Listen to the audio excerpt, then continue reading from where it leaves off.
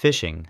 This is one of the most pervasive forms of cyberattack, preying on human trust rather than complex code. Phishing involves tricking individuals into revealing sensitive information, such as usernames, passwords, or financial details, by disguising as a trustworthy entity.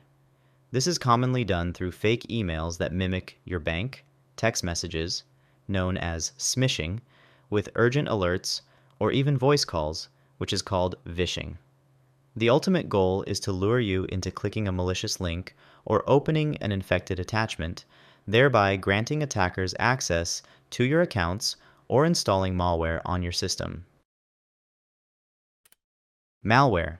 Malware, short for malicious software, is a broad category for any program or code intentionally designed to cause damage, disrupt operations, or gain unauthorized access to a computer system. Common types of malware include viruses, which attach themselves to legitimate programs and spread when those programs are executed; worms, which are self-replicating programs that can spread across entire networks without any human intervention; trojans, which disguise themselves as legitimate software but carry a hidden malicious payload, like a backdoor for remote access; and ransomware, which encrypts a victim's files and demands a payment, usually in cryptocurrency, for their release. Denial of service. These attacks are not designed to steal information, but to shut down a machine or network, making it inaccessible to its intended users. A single attack can come from one source, but they are often carried out by a network of compromised computers, called a botnet, that overwhelms the target with traffic. The primary goal is disruption, intended to cause financial loss, damage a company's reputation, or serve as a smokescreen for another, more subtle attack. MITM. In this attack, a perpetrator secretly intercepts and potentially alters communications between two parties who believe they are communicating directly. The attacker positions themselves in the middle of the data flow, allowing them to eavesdrop on conversations, steal login credentials, and capture sensitive information. A common real-world example is an evil twin attack, where an attacker sets up a malicious Wi-Fi hotspot that looks like a legitimate one in a public place, like a coffee shop, to intercept the data of anyone who connects to it. SQL Injection. This is a web-based attack that targets databases. SQL, or Structured Query Language, is the standard language for managing and communicating with databases that power many websites and applications. An SQL injection occurs when an attacker inserts malicious SQL code into an input field on a website, tricking the application into running unintended commands. This can allow them to bypass authentication, extract, modify, or delete sensitive data from the database, such as user lists, passwords, and financial records. XSS. Unlike SQL injection, which targets the server, XSS targets the user's browser. It involves injecting malicious scripts, typically JavaScript, into otherwise benign and trusted websites. When an unsuspecting user visits the infected page, the script executes in their browser. This allows attackers to steal session cookies, hijack accounts, deface websites, or redirect users to malicious sites. Brute force. These are two related methods for gaining unauthorized access to accounts. A brute force attack involves systematically trying every possible combination of characters for a password until the correct one is found. Credential stuffing is more targeted. It uses large lists of usernames and passwords stolen from previous data breaches and automatically stuffs them into the login portals of other websites. Because so many people reuse passwords, this technique is highly effective at compromising accounts across different services. DNS Poisoning. This attack corrupts the system that acts as the Internet's phone book, the Domain Name System, or DNS.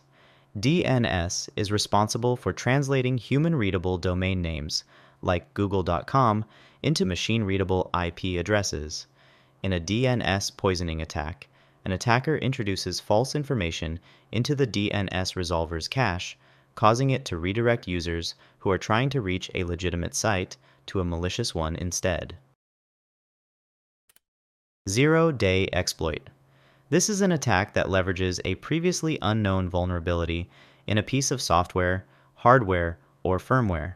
It's called a zero-day because the developer has had 0 days to create a patch or fix for the security flaw. These exploits are particularly dangerous because no defense exists at the time of the attack. They are often used by sophisticated actors in highly targeted operations until the vulnerability becomes public and a patch is released. Supply chain attack. This is an insidious attack that targets a trusted third-party vendor or supplier who provides software or hardware to a larger organization. Instead of attacking the final target directly, the attacker compromises a less secure element in the supply chain, such as by inserting malicious code into a legitimate software update. When the target organization installs that update or uses that hardware, they unknowingly introduce the malware into their own secure network, creating a backdoor for the attacker. Cryptojacking. This is the unauthorized use of someone else's computer to mine cryptocurrency. Attackers accomplish this by either tricking victims into loading crypto mining code onto their computers through phishing-like tactics, or by injecting a script into a website that executes in the user's browser. The code works in the background, stealing the victim's processing power to mine for cryptocurrency, which can degrade system performance and increase electricity costs. Insider threats. This threat originates not from an external hacker, but from within an organization. It involves a current or former employee, contractor, or business partner who has authorized access to systems and data. They may intentionally misuse that access for financial gain or revenge, or unintentionally cause a breach through carelessness or by falling for a social engineering scam. Insider threats are particularly difficult to defend against because they already operate from behind the firewall. APTs. An APT is not a single method, but a prolonged and targeted cyberattack campaign in which an intruder establishes an undetected, long-term presence on a network in order to steal data or conduct espionage.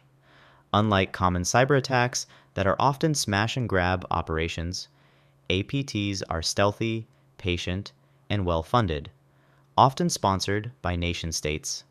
They use a combination of many different techniques to gain entry, move laterally through the network, and exfiltrate information over a long period.